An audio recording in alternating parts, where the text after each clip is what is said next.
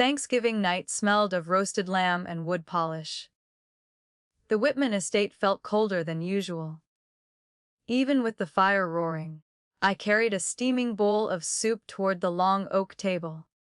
My hands trembled, still aching from a double shift at the clinic. The hardwood creaked beneath my boots, loud in the heavy silence. Margaret Whitman sat at the head. Silk blouse pristine, pearls gleaming, her gaze sharp as glass. Evan, my husband, kept his eyes on his wine, like I wasn't even there. The rim of the bowl caught a silver charger plate. Soup splashed across Margaret's blouse. Her hand flew before I could speak. The slap cracked loud. My cheek burned, stinging, the copper taste of blood at my lip. No one gasped. No one moved. Only the grandfather clock ticked, steady and cruel. Evan didn't stand, didn't check my face. His voice came low, colder than the wind outside. Apologize. Or leave. Something inside me broke then. Not my cheek, my trust. I grabbed a linen napkin, wiped my hands slow. Straightened my back. The table stared like I was a stranger trespassing. I turned and walked. Boots echoing on the wood, each step a little louder. Not one voice followed me to the door. The night air cut like ice when I stepped outside. The mansion lights glared behind me, bright as judgment. Wind whipped my coat as I walked the long gravel path. The silence felt heavier than their stares. By the time I reached my car, my hands were shaking. Not from the cold. From the sting and the shame. My apartment above Main Street smelled faintly of old coffee. The bakery downstairs had closed hours ago. Only the hum of the street lamp kept me company. I dropped my keys on the counter. Slid my coat from my shoulders. The silence wasn't comfort. It was heavy. My phone buzzed on the table. Again and again. The screen lit up with names I didn't want to see. Evan. Margaret. 40 calls, maybe more. I let it ring, the vibration rattling against the wood. Their words still echoed from dinner. Apologize or leave. Now, messages stacked up like pressure. One read, "Don't make this bigger than it is." Another, "You'll regret this if you talk." Threats dressed as warnings. Apologies wrapped in control. I sank onto the couch, cushions cold against my back. The light from the street lamp cut across the floor, long and thin. I reached for the frame on the side table. Dad's photo, his uniform sharp, smile steady. His voice came back quiet in my mind. Real justice ain't loud, honey. It's steady. He always said that when life cornered me. Tonight, it felt heavier than ever. The phone buzzed again, louder somehow in the quiet. I didn't answer. I just stared at the glow, wondering how far the Whitmans would go to shut me up. Would you fight back or walk away? Comment 1 for fight, 2 for walk. Stay, and I'll tell you how far they went to keep me silent. Morning light seeped through the blinds, pale and slow. The smell of yesterday's coffee lingered, bitter and cold. I pulled on my scrubs, the fabric stiff from the dryer. Main Street below was waking. Delivery trucks rumbled past the bakery. The church bell struck 7, echoing through the narrow street. I checked my phone. Still buzzing from the night before. Missed calls stacked like a warning. I slid it face down on the counter. The hospital clock didn't care about my bruised cheek. Another 12-hour shift waited, no excuses. Patients needed me, even if my own world felt cracked. Walking into the clinic, the scent of antiseptic hit first. Machines hummed softly, nurses whispered between rooms. No one asked about the faint red mark on my face. I didn't tell them. It was easier to keep it folded away, tucked behind a steady smile. People don't know what to say when family turns cruel. At lunch, I sat alone in the break room. Microwave humming, the smell of reheated pasta filling the air. I scrolled through old photos on my phone. One from a year ago. Evan and I at a lake picnic, his arm around me, his smile thin, almost practiced. I remembered skipping a reunion with friends that weekend. Double shift, Evan's work dinner, Margaret's shopping trip. My life had become a calendar of their needs, not mine. I used to think keeping them happy would anchor me. Now, it felt like a chain. Every favor, every silence, every skipped day with friends.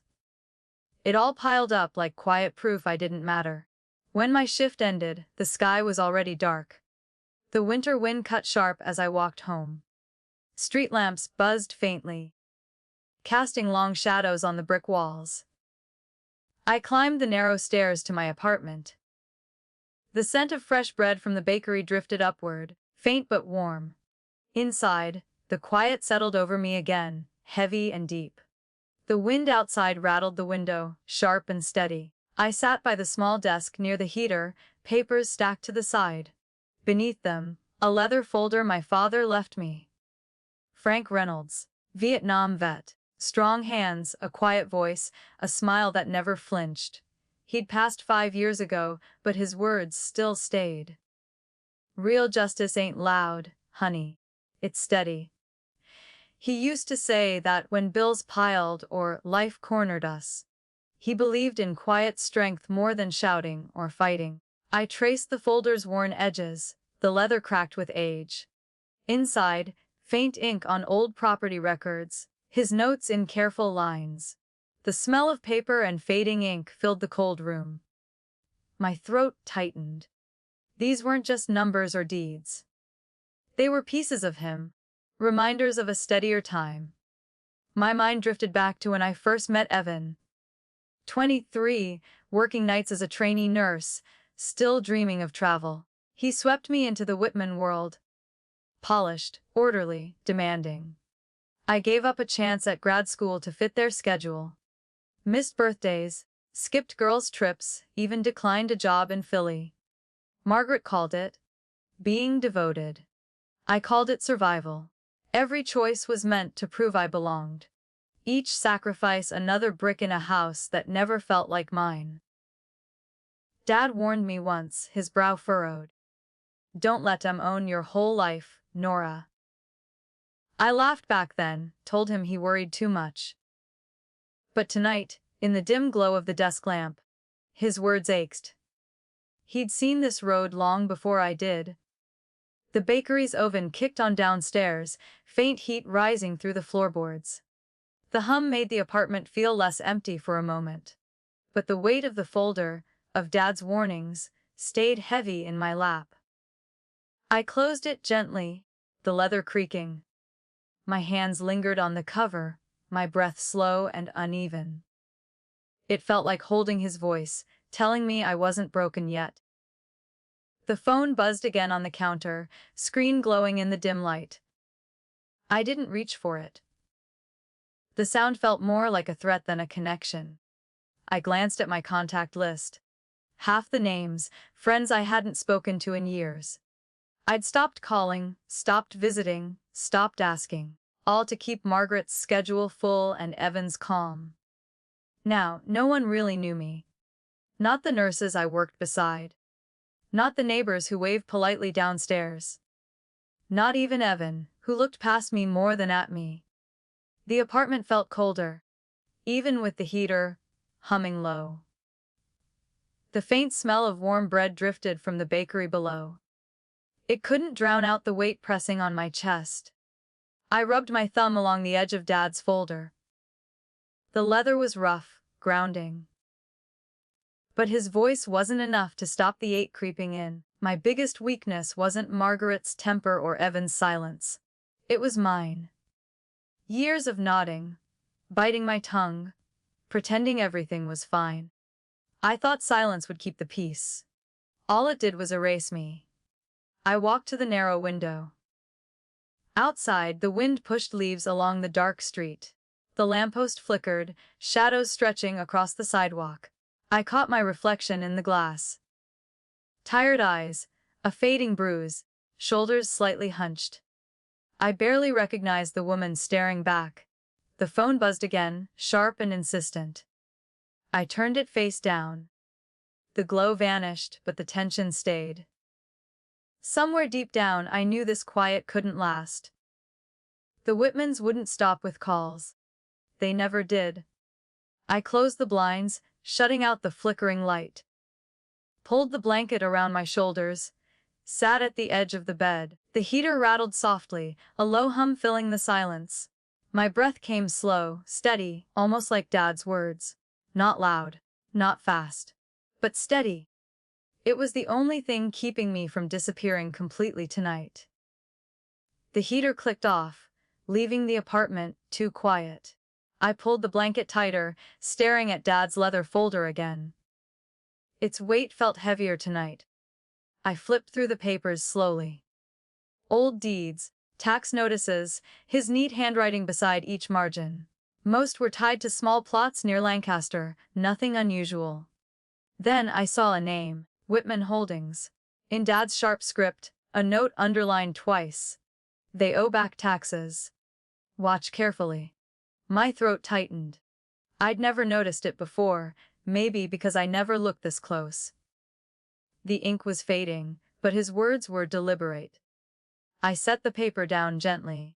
The faint smell of ink and aged leather clung to my fingers. Outside, a gust of wind rattled the window frame. The phone buzzed on the counter again. I ignored it, my eyes fixed on that note. Had Dad known something before he passed? I remembered him visiting once, years back. He stood in the Whitman driveway, eyes narrowing at the estate. Places like this, he'd murmured, ain't as solid as they look. I brushed it off then, thinking he just disliked Evan's family. Now, his words echoed different. Each one felt like a warning I hadn't understood until now. I gathered the papers back into the folder, slid it beneath the desk. The leather creaked softly as it closed. My chest felt tight, like I was holding my breath too long. The apartment smelled faintly of bread again. Warm but distant. It couldn't shake the cold rising in my stomach. Something about this felt bigger than just Margaret's slap. I turned off the lamp, sat back on the couch. The glow from the street lamp bled through the blinds. Shadows crawled across the floor like restless thoughts. Sleep didn't come easy. Every creak, every gust of wind, every buzz of my phone kept me awake. And each time, that note burned in my mind. By morning, the sky hung gray over Main Street. The smell of brewing coffee from the bakery seeped up the stairs. I wrapped my coat tighter before heading out. The bank was on King Street, its glass doors fogged from the cold. Inside, the air smelled of stale paper and fresh ink. I waited in line, hands shoved deep into my pockets. When it was my turn, the teller smiled politely. I slid my ID across and whispered, "Can you check recent withdrawals?" Her fingers tapped the keyboard, nails clicking soft against the keys. She frowned. "There's a large transfer from your joint account last Friday." Her screen tilted slightly toward me. My name sat on the authorization line, but I hadn't signed anything. A chill crept up my neck. "How much?" She hesitated, lowering her voice. 20,000. To Whitman Holdings. My breath caught. The same name from Dad's folder.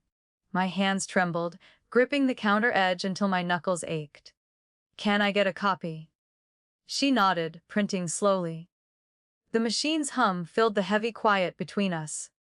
The paper was warm in my hands. Ink still fresh. My signature looked perfect, but I'd never touched that form. It felt like holding proof and betrayal in the same breath. Walking back to the apartment, the winter wind cut sharp.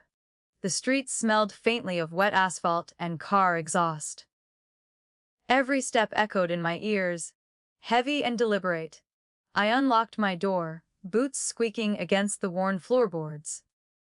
The heater buzzed faintly, struggling against the draft. I laid the paper on the desk beside Dad's folder. Both pieces sat there, quiet but heavy. One from the past, one from now. Together, they felt like the start of something I couldn't ignore. I poured myself a cup of coffee, bitter and dark. The steam rose slow, twisting like my thoughts. I didn't sip, just stared at the swirling surface, waiting for it to settle. I sat at the desk, staring at the two documents. Dad's faded note, my forged signature, both tied to Whitman Holdings. My mind raced, but my hand stayed still. Every memory of Margaret's cold smiles replayed. Every dinner where Evan stayed silent, letting her words cut me down. Part of me wanted to believe there was an explanation. Maybe a mistake, a clerical error, something fixable. But the weight in my chest said otherwise. The phone buzzed again, loud in the small apartment. This time, I picked it up. Another text from Evan. Don't look into this. It'll make things worse for everyone. My fingers tightened around the phone until my nails bit my palm. I didn't reply. I set it face down, the screen going dark. I opened Dad's folder again, flipping through every page. Receipts, letters, land maps. Each one another thread leading back to the Whitmans. At the bottom, a small envelope I'd never opened. The paper was brittle, edges yellowed. Dad's handwriting across the front. For when you feel cornered. My breath hitched. I slid a finger under the seal, careful not to tear. Inside, a single sheet of paper, folded twice. The ink was faded but readable. People like them, they think money makes them untouchable. Don't let 'em scare you. Quiet, steady proof will bring 'em down faster than anger ever will. My chest tightened. Tears threatening but not falling. His words felt like a hand on my shoulder, steadying me. The heater rattled again, filling the silence with its low hum. I folded the note gently, tucking it back inside. Set the envelope beside the bank paper. The wind outside howled down Main Street, rattling the old windows. I stared at the two stacks, my jaw tightening. This wasn't just Margaret's temper anymore. Something bigger was unfolding, and I was already in it. Whether I wanted to be or not, I switched off the desk lamp, the room falling into shadow. The phone buzzed once more, screen flashing like a warning. I didn't touch it. Just listened to the wind and wondered, how far would they go to keep me silent this time? Rain tapped against the apartment window, steady and cold. I clutched the bank form in one hand, Dad's note in the other. My stomach churned, heavy and restless. By late afternoon, I drove to the Whitman estate. The long driveway glistened, slick from rain, lined with wet maples. Each branch dripped steady onto the gravel. Inside, the air smelled of polished wood and lavender cleaner. Margaret stood by the fireplace, her pearl necklace catching the firelight. Evan leaned on the mantel, jaw tight, avoiding my eyes. I dropped the papers on the table. The sound cracked through the quiet. 20,000. My name forged. Dad warned me about Whitman Holdings. Margaret's lips curved, not into a smile, but something colder. You're overreacting, Nora. It's family business. Stay out of it. Her tone dripped condescension, like I was a child out of line. I looked to Evan. His gaze slid away, settling on the fire. You signed it, he muttered. Maybe you forgot. My hands shook, but not from fear. From fury. I know my own signature, Evan. And Dad's folder, he saw this coming. Margaret's eyes narrowed, sharp as broken glass. That man meddled in things he didn't understand. Don't make his mistake. The smell of lavender felt suffocating, clinging to my throat. The fire popped, the sound loud in the tense air. I stepped closer, voice low but steady. I'm not staying quiet this time. Margaret tilted her head, pearls brushing her collarbone. Then you're no longer part of this family. The words landed like a hammer, heavier than I expected. Evan didn't flinch. Didn't defend me. He just stared into the flames, silent. The clock chimed 5, its echo sharp through the hall. Outside, rain kept falling, a steady rhythm against the windows. Inside, it felt like a door had slammed shut for good. The drive back blurred behind streaks of rain on the windshield. Streetlights smeared into hazy trails, each one pulsing against my eyes. My hands gripped the wheel tight, knuckles pale. By the time I reached Main Street, the bakery lights were out. Only the faint glow of the church across the square lit the road. The air smelled of wet pavement and cooling bread. Inside my apartment, the quiet felt like a weight again. I dropped the papers on the desk, collapsed onto the couch. The faint hum of the heater was the only sound. My chest ached, not just from today. From years of swallowing words, from every moment I let myself fade. A memory surfaced, uninvited, sharp as the rain outside. I was 8, sitting on the porch of our old farmhouse. The boards creaked under my feet, the air thick with summer dust. Mom's car pulled out of the driveway, taillights shrinking down the road. She didn't say goodbye. Didn't look back. Dad stood behind me, hand on my shoulder, his voice quiet. "She's gone, honey. But I'm still here." The smell of motor oil and hay clung to him, grounding me. I didn't cry then, though my throat burned. I learned to hold it in, just like now. Back in the dim apartment, I pressed my palms to my eyes. The heater kicked louder, rattling the vents. The vibration hummed through the floorboards.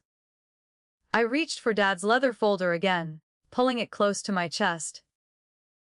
His handwriting, his calm notes, his voice in my head. They were the only things keeping me from cracking tonight. Outside, rain hammered harder, sliding down the glass in crooked lines. Each drop sounded like a reminder: don't break, don't fold, not yet. The rain eased by midnight, leaving the streets slick and empty. I sat at the desk, the lamp casting a pale circle of light. Dad's note lay open beside the bank form. The quiet buzz of the heater was all I heard. Even the bakery below had gone still, no late-night hum. The silence felt endless, stretching thin across the small room. I replayed Margaret's words in my mind. "You're no longer part of this family." Each syllable echoed, hollow but sharp. For years, I'd built my world around Evan, around keeping peace. And in one breath, Margaret had cut it all away. And Evan, he didn't stop her. My reflection caught in the dark window. The faint bruise on my cheek, the tired slump of my shoulders. I looked like someone who'd already been erased. The phone buzzed once, breaking the stillness. Another text from Evan: "Stop digging, it won't end well, for either of us." My jaw clenched, teeth pressing tight. For the first time, his words didn't scare me. They fueled something deeper. I turned back to the folder, flipping through Dad's notes again. Receipts, maps, lists of names I didn't recognize. Threads waiting to be tied together. The wind outside whistled through the alley, a low, steady moan. The lamppost flickered, shadows sliding across the walls. It all felt like the edge of a storm, quiet but charged. I stacked the papers neatly, smoothing the creases with my fingertips. The leather folder closed with a soft snap. I set it dead center on the desk, like a decision made. If they wanted me erased, they'd have to fight harder than this. And for the first time, I felt that maybe I wouldn't be fighting alone. The heater clicked off, the hum fading into silence. Outside, a single car passed, its tires hissing on the wet road. The night settled heavy, waiting. Would you walk away now, or dig deeper, knowing the risk? Comment 1 to dig, 2 to disappear. Next time, I'll show you just how deep this hole goes. The morning air cut sharp when I cracked the window. Main Street was quiet, a thin frost coating the parked cars below. The smell of stale bread and coffee drifted up from the bakery. I sat at the desk, Dad's folder spread open like a map of ghosts. Receipts, maps, notes, each one with his sharp handwriting. I flipped through slowly, the paper edges rough against my fingertips. Near the bottom, a folded sheet I hadn't seen before. The paper was thicker, almost like a memo. Dad's handwriting only on the outside. Careful, they'll use you if they can. My throat tightened. I unfolded it, the creases cracking softly in the still air. Inside, a typed statement with my name at the top. A transaction report. Land parcels transferred under my identity. Dates stretching back 2 years, amounts I'd never seen. I gripped the edges so hard my knuckles whitened. Each page listed my name as approving party. Each one stamped with a Whitman Holdings seal. The room felt colder, even with the heater rattling in the corner. The faint smell of old ink and leather filled my nose. Outside, the church bell chimed 9. The sound distant and hollow. I traced Dad's note again, his words looping steady. They'll use you if they can. He'd seen this long before I did. A gust of wind rattled the window, the frame creaking. I pressed my palm flat against the desk, grounding myself. My name, forged, spread across pages I never touched. It wasn't just about 20,000. This was bigger. My name was their cover, their shield, their tool. I stacked the pages in order, lining them neatly. Each one a nail in a coffin they thought I'd never open. But now, I couldn't unsee it. The clock on the wall ticked louder, every second stretching. I leaned back, staring at the ceiling. The silence pressed in, heavy but steady. Dad's words came back, softer than the hum of the heater. Quiet, steady proof. That's how you win, Nora. And for the first time, I believed him. By afternoon, the frost had melted into thin rivulets along the street. The bakery buzzed below, muffled voices rising through the floorboards. The smell of warm sugar and yeast floated up, faint but grounding. I sat cross-legged on the floor, documents spread like puzzle pieces. Dad's notes, the bank form, the transfer reports with my forged name. Every page led back to Whitman Holdings. The heater clicked on, a low hum filling the quiet room. I flipped one report over, scanning the fine print at the bottom. A contact name I didn't recognize. M. Doyle Consultant. My pulse quickened. Karen Doyle. The same woman who ran the small legal aid clinic near Market Street. She wasn't family, but Dad had circled her name in red ink. Maybe he trusted her. Maybe she knew more than I did. I pulled out my phone, scrolled to her number. We'd met once years ago, when she handled a workplace dispute for a friend. She'd struck me as steady, no nonsense, hard to intimidate. My finger hovered over the call button. The phone buzzed in my hand, another message from Evan. Stop whatever you're doing. This won't end well. I let the phone buzz, my thumb resting on the edge. Karen's number stayed on the screen. The hum of the heater grew louder, almost like a push. I hit dial. Each ring echoed through the apartment, louder than it should have been. Finally, a calm voice, Doyle speaking. Karen, it's Nora Reynolds. Frank Reynolds' daughter. I think I found something he left behind, something about Whitman Holdings. And me. There was a pause on the line, long enough to hear the heater cycle off. Then her voice, steady but edged. Bring everything you have. And be careful. They'll come harder now. The call ended, the line clicking into silence. Outside, wind pushed against the window, whistling low. I stared at the stack of papers on the floor.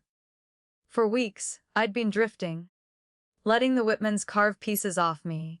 Now, the pieces were coming together into something sharper. Something I could use.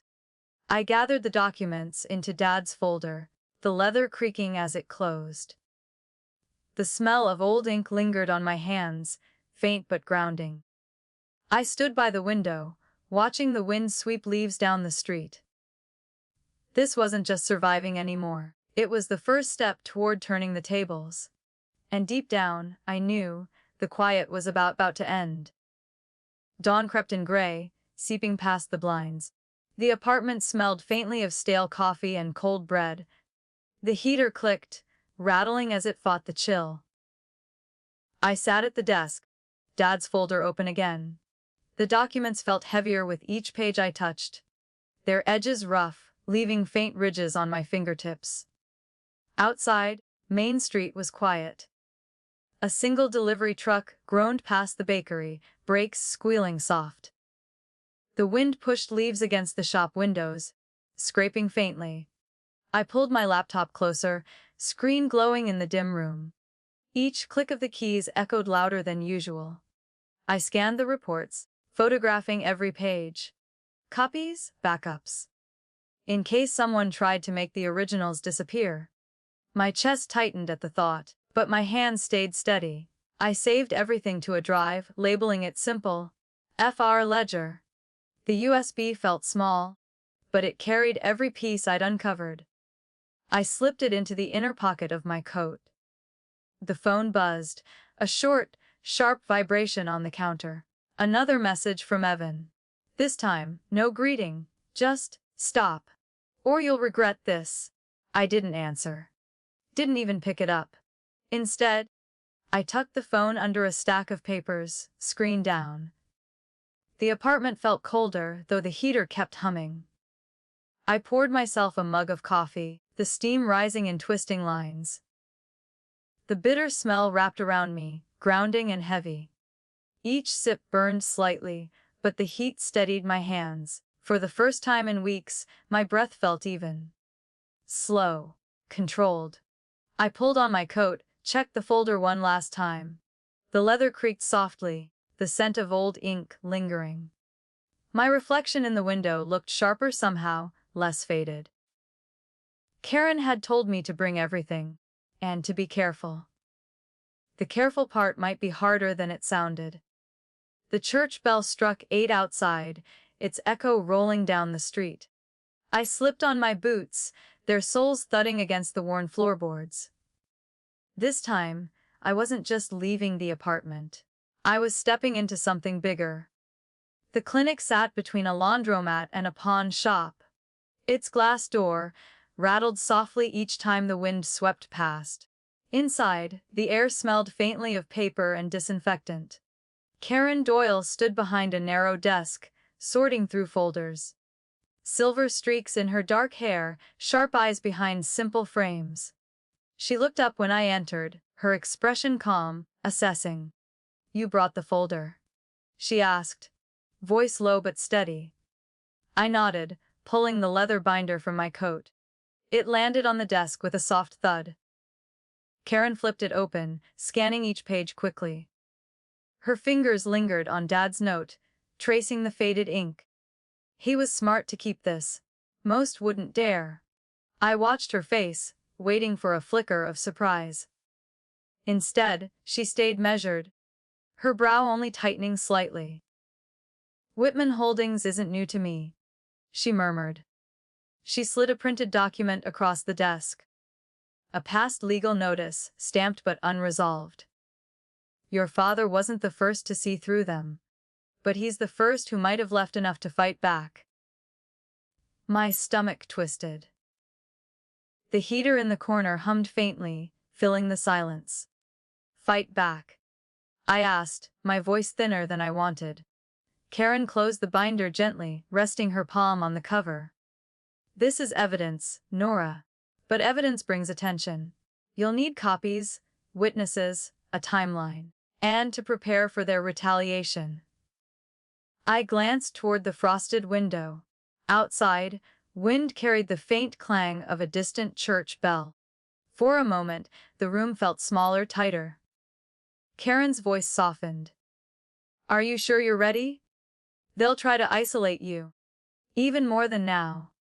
I thought of Evan's texts, Margaret's cold words, the forged forms.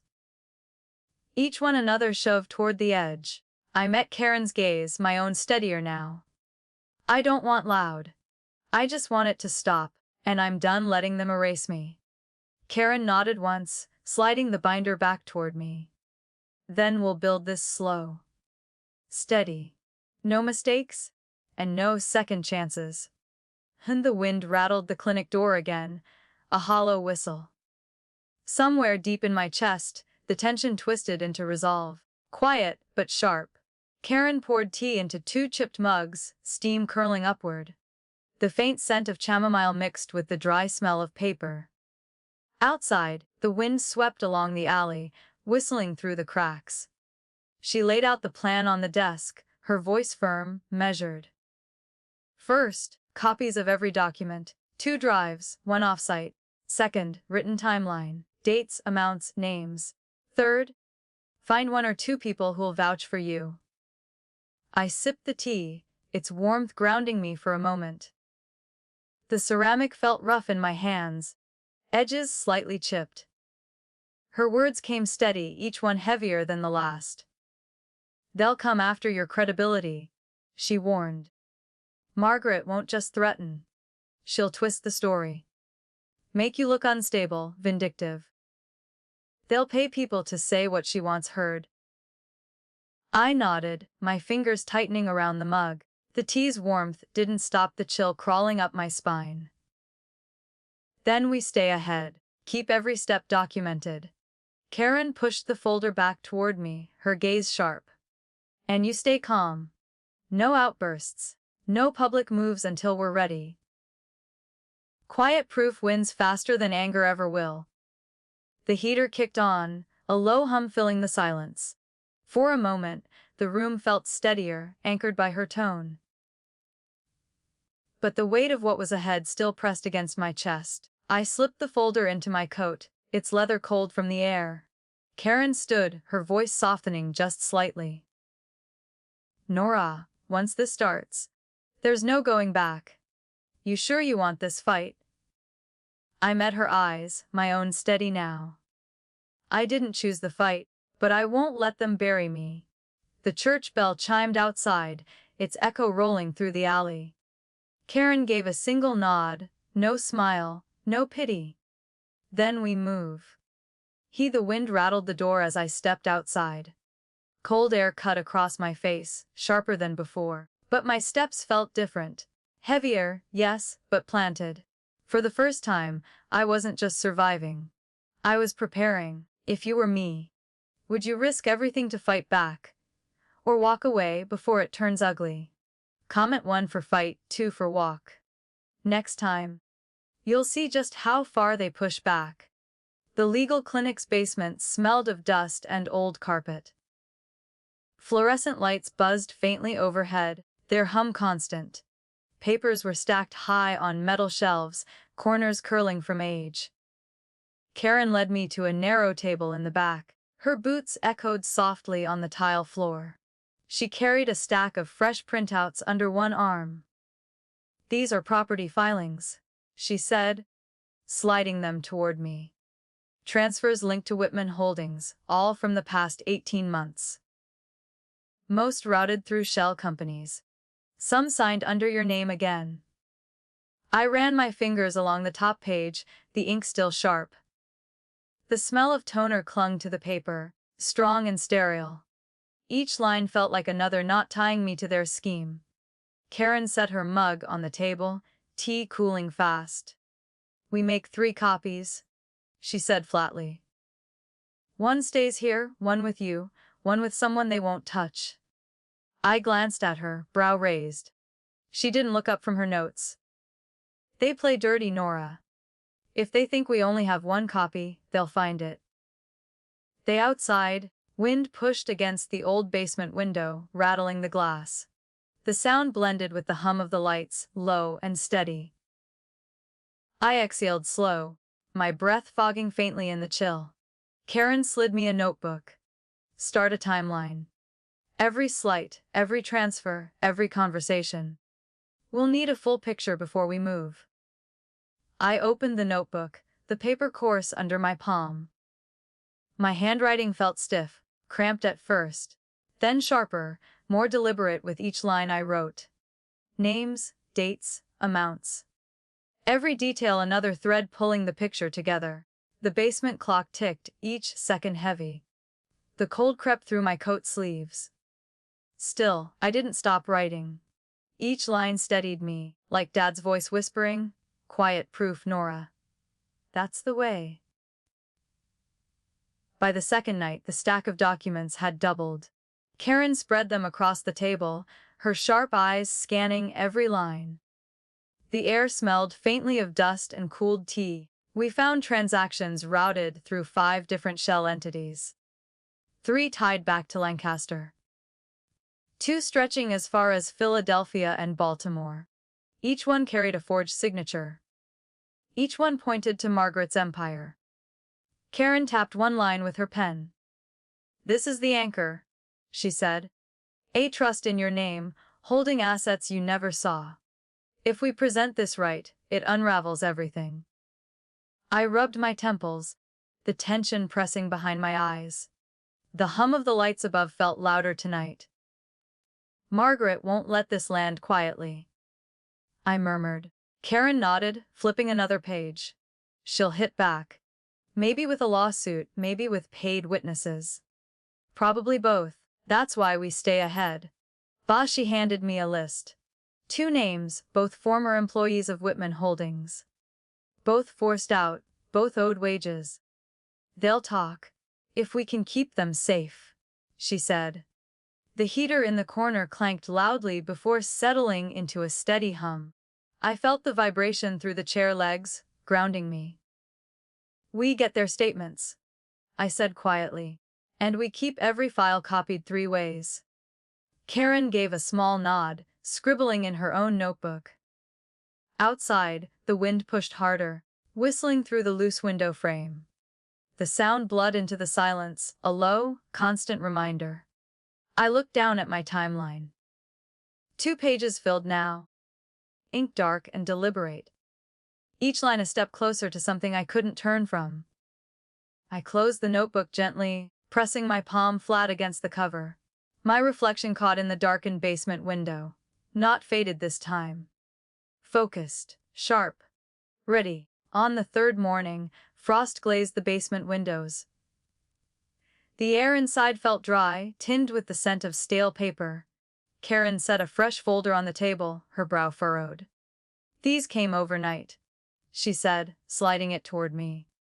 "Anonymous tips, forwarded from a journalist Karen trusted. Inside, photocopies of ledgers and 1 email thread. Margaret's name at the top. A directive. Nora Reynolds' name remains primary on all filings. If questioned, deflect to her." My fingers tightened on the page, nails denting the paper. The ink smelled faintly metallic, still fresh from the copier. It wasn't just theft anymore. It was deliberate cover. Karen leaned forward, voice low. "This is enough to start a case. But timing matters. One wrong move. She'll spin this as defamation." I set the papers down, exhaling slow. The heater clanged once before humming steady again. The basement felt still, heavy, like it was holding its breath with me. Karen's tone softened, though her eyes stayed sharp. "We'll build this tight, Nora. Piece by piece. Then, when it's ready, we don't warn her. We drop it where it hurts most." I thought of the Whitman estate, the polished wood and cold pearls. Margaret's hand striking my cheek, Evan's silence by the fire. All of it pressing like a weight in my chest. I slid the new folder into Dad's leather binder. The creak of the cover sounded like a hinge turning. This was more than surviving now. It was a countdown. Karen packed the other copies into a lockbox, snapping it shut. The click echoed off the basement walls, sharp and final. Outside, wind rattled the frosted glass again, low and steady. I zipped my coat, tucking the binder tight under my arm. The leather felt cold, but solid, like a promise. Karen's voice followed as I climbed the stairs. "Next step, we set the trap. On our terms. Not hers." The basement door creaked closed behind me. Above, the street buzzed faintly with traffic waking. But beneath it all, the quiet felt charged. Not fearful anymore. Focused. The municipal hall smelled of old wood and coffee. Its high ceiling echoed every cough, every shuffle of paper. Chairs creaked as the audience settled, murmurs rising and falling. Karen stood beside me, her coat draped over her arm. She scanned the room, calm but sharp. Rows of council members sat at the long table, microphones glowing red. Margaret Whitman entered late, pearls gleaming under the overhead lights. Evan trailed behind, his jaw tight, his eyes cold. They didn't glance my way. Karen opened Dad's leather binder, placing copies neatly on the desk. The smell of fresh toner and old leather filled the air. The hum of the microphones grew louder as the meeting began. Council chair tapped the gavel. Order. Will review evidence regarding Whitman Holdings property filings. Margaret's eyes narrowed, her fingers tightening around her clutch. Karen rose first, her voice even and deliberate. These filings show repeated use of Nora Reynolds' identity. Forged signatures. Transfers designed to conceal taxable assets. Each tied directly to Margaret Whitman's directives. Gasps rippled through the audience. The sound echoed against the wooden beams above. Margaret's face stayed still, but her eyes flicked sharply toward Evan. The chair examined the first document. The ink shone under the bright lights, Nora Reynolds printed bold at the top. A faint metallic scent from the toner hung in the air. Karen handed over the email thread, each page crisp. Margaret's typed instructions, her language clipped and cold. Ensure Reynolds' name remains primary. Deflect questions. The murmur in the hall rose again. Camera shutters clicked from the press row, rapid and unrelenting. The scent of camera flash powder mingled faintly with the air. I stayed silent, hands folded on the desk. The leather binder rested beneath my fingertips, cool and steady. This wasn't about shouting. It was about letting the truth breathe. Margaret's lawyer stood, his voice brisk. These are misunderstandings. Clerical issues, not crimes. My client has managed her holdings for decades without scandal. Karen didn't flinch. She slid forward 2 more pages, each one stamped and notarized. Same pattern. Same forged signature. Same trust roading assets offshore. Repeated, deliberate. Not accidental. The lawyer's jaw tightened, his words stumbling. Margaret's pearls clicked softly as she shifted in her seat. Evan stared straight ahead, his face pale and blank. Council chair leaned forward, voice steady. These documents will be entered into record. An investigation will proceed immediately. The gavel struck once, the sound sharp as a crack. Margaret exhaled through her nose, slow and heavy. She rose to speak, her heels clicking against the wooden floor. Her tone came clipped, brittle. This is slander. Baseless accusations meant to ruin a family name. Karen didn't respond. She placed 2 final pieces on the table. Sworn statements from 2 former employees, each detailing unpaid wages, each linking back to Margaret's shell entities. The room went still. Even the hum of the microphones seemed quieter. The only sound was the distant rain tapping the hall windows. Margaret's lips parted, but no words came. Evan's shoulders sagged, his gaze sinking to the floor. The chair's voice cut through the heavy air. These hearings will remain open. The Attorney General's office will be notified. My flashes burst again from the press section. Each pop lit the room in brief, stark pulses. Margaret's expression flickered between anger and calculation. I breathed slow, the leather binder still cool under my palms. The hall smelled faintly of wet coats and printer ink. Each breath steadied me further. I didn't need to speak. Not yet. The hearing adjourned just before dusk. The wooden doors of the hall creaked as people filed out. Rain had eased, leaving the streets damp, the air heavy. Karen gathered the documents, sliding them back into Dad's binder. Her motions calm, deliberate. The leather cover creaked softly as it closed. Margaret lingered near the exit, her lawyer whispering beside her. She glanced my way, her expression like polished stone. No words, just a long, cold stare before turning away. Even hesitated a moment, his hand on the doorframe. His eyes met mine briefly, unreadable, then he followed her out. The sound of their footsteps faded into the echoing hall. Karen rested her hand lightly on my shoulder. "This is just the first round," she said softly. "She'll try to spin this, maybe harder than ever. But now, the cracks are showing. She can't seal them all." Outside, the city lights flickered on, reflecting off the wet pavement. The air smelled of rain and exhaust, sharp but clean. A gust of wind tugged at my coat as we stepped into the street. Reporters waited near the curb, cameras still flashing. Karen steered me past them, her tone low and firm.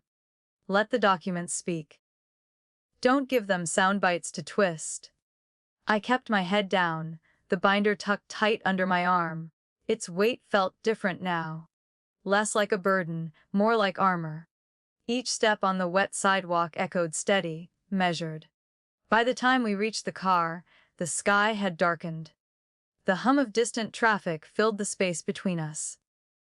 Karen unlocked the door, her voice steady. "Tonight, she's rattled. Tomorrow, she'll strike back. Be ready." I slid into the passenger seat, the binder on my lap. The leather smelled faintly of ink and rain. Outside, neon signs flickered in the mist, their colors bleeding on the pavement. As we pulled away from the hall, I stared at the streetlights blurring past. The hearing wasn't the end. It was the shift. Margaret Whitman wasn't untouchable anymore, and for the first time in years, neither was I. The new apartment smelled of cedar and fresh paint. Sunlight spilled across the hardwood, soft and warm. Outside, the river moved slow, gulls circling above the gray water. It wasn't big. One bedroom, a small kitchen, a narrow balcony. But it was mine. No portraits of strangers, no heavy chandeliers. Just quiet, clean space. I brewed coffee early, the smell filling the kitchen. The kettle's whistle echoed softly, fading into the hum of the fridge. Steam curled above the cup, warm against the morning chill. The binder sat on the counter, closed now. Its leather still faintly scented with rain and ink. It no longer felt heavy, just solid, like a chapter closed. The news played low on the radio. Margaret Whitman under investigation, hearings ongoing, properties frozen. Her pearls and polish couldn't soften the headlines. Ivan hadn't called in days. The last message said, "This is what you wanted. Fine. Live with it." I let it sit unanswered. I stepped onto the balcony, the wind tugging my sweater. The river smelled faintly of salt and diesel from passing boats. Somewhere down the block, a cafe door chimed open, voices carrying. For years, I'd let silence shrink me, thinking it kept the peace. Now, the quiet felt different. It wasn't fear. It was room to breathe. I poured the second cup of coffee and opened my laptop. The cursor blinked on a new document. Title: Harbor Fund, First Steps. A small start. Grants for women cornered by family power. Legal aid for those who can't afford to fight back. A place to remind them they aren't alone. Dad's voice came back, steady as ever. "Quiet proof wins faster than anger, honey. But what you build after, that's what lasts." I closed my eyes for a moment, breathing in the cedar scent. The gulls cried faintly over the river, their sound sharp but distant. This wasn't the life I pictured years ago. But maybe it was the one I needed. By evening, the river reflected streaks of orange and violet. The scent of rain drifted in through the cracked balcony door. City lights flickered on one by one along the far shore. I sat at the small dining table, papers spread out. Not evidence this time. Plans. Budgets. Outreach lists, a draft website, header. Harbor Fund Quiet Strength for Women Starting Over. Karen had promised to help with the legal side. She said, "You've got more than proof now. You've got purpose. Her words lingered, soft but sure. I traced the rim of my coffee mug, the ceramic warm. The hum of the fridge mixed with faint traffic outside. Each sound felt lighter than weeks ago. On the counter, the binder remained closed. I'd keep it not as a weapon, but as a reminder of what it took to get here. Of who made sure I didn't fold. Dad's photo leaned against the windowsill, frame catching the fading light. His uniform crisp, his smile calm. I whispered, "It's steady now, Dad. Just like you said." The kettle whistled again, sharp and quick. I filled a second mug, setting it beside my papers. The steam curled upward, soft in the dim room. Outside, the wind rattled the balcony rail softly. The smell of wet stone and distant coffee drifted through the open gap. This quiet didn't feel empty anymore.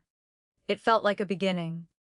I gathered the papers into a neat stack, sliding them into a folder. This one didn't smell of ink or dust. Only clean cardboard and new starts. The city hummed outside, not too loud, not too close. The river carried faint ripples under the pale glow of the streetlights. Somewhere, a fairy horn echoed low, rolling across the water. I leaned back in my chair, wrapping my hands around the mug. My breath came slow, even, matching the quiet rhythm outside. For the first time in years, I wasn't waiting for a door to slam or a voice to tell me I didn't belong. I wasn't just free from them. I was building something beyond them, something that might outlast their noise entirely. If you've ever been erased or cornered by the ones you trusted, share your story below. Someone might need to hear it tonight, and know they aren't alone. Looking back, I realized it was never just about the slap or the forged papers. It was about how many times I stayed quiet, thinking it kept the peace. Margaret thought silence made me weak. Evan thought I'd fold to keep their world intact. But silence isn't surrender. Sometimes, it's the space you need to build strength. Dad's words stayed with me every step. Quiet, steady proof. That's how you win, Nora. He was right. Not because the Whitmans fell, but because I rose. Justice didn't feel loud or wild. It felt calm, measured, like breathing after being underwater too long. And healing. It wasn't instant. But each step I took, each woman I reached through the Harbor Fund, it felt like building a legacy he'd be proud of. If you've ever been silenced or erased, remember this: your strength doesn't need to shout. It just needs to hold. Share your story below. Someone listening tonight might need your proof that healing is possible. And that you're not alone.